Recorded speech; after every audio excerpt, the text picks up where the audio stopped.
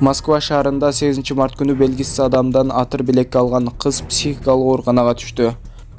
Видеого лайк басып, подписаться деген кнопканы басып, жанындагы коңгуроочону баса кетиңиздер. Акыркы жаңылыктар сиздер менен.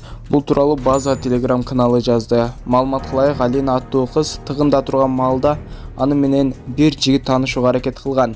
Кыз баш тартканда жигит ага атыр белекке берип кетип калган. Алина атырды колдонбостон жыттап гана койгон. Ал үйүнө жеткенде гана кызыктай боло баштаган. Анын өзгөргөнүн туугандары байкаган. Ал көзүнө ит жетелеп жүргөн адамдар көрүнүп жатканын айта берген. Жыйынтыгында туугандары тез жардам чакырып кыз ооруканага жеткирилди.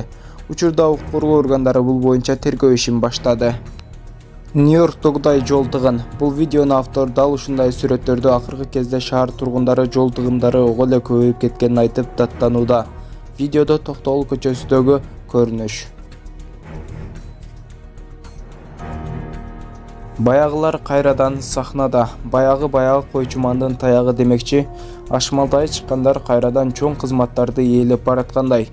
Оштун губернаторлугуна башка кадр табылбай калгансып, өкмөт Келдибековдун талапкерлигин карап жаткан эмес. Оштун губернаторлук кызматына Ахматбек Келдибеков бара жаткандыгы тууралуу интернетте да маалымат тарады.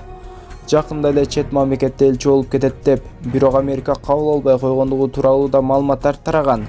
Бул өкмөт өзү билими жогору, иш билги эң негизгиси арты таза кадрларды тандаганды билеби?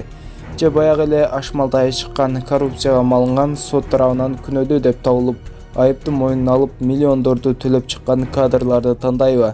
Албетте, мындай кадр менен өкмөт деле алыска барбайт. Же эски дос эстен кетпей, жаңы дос жанын иргитпейт болуп кеттиби?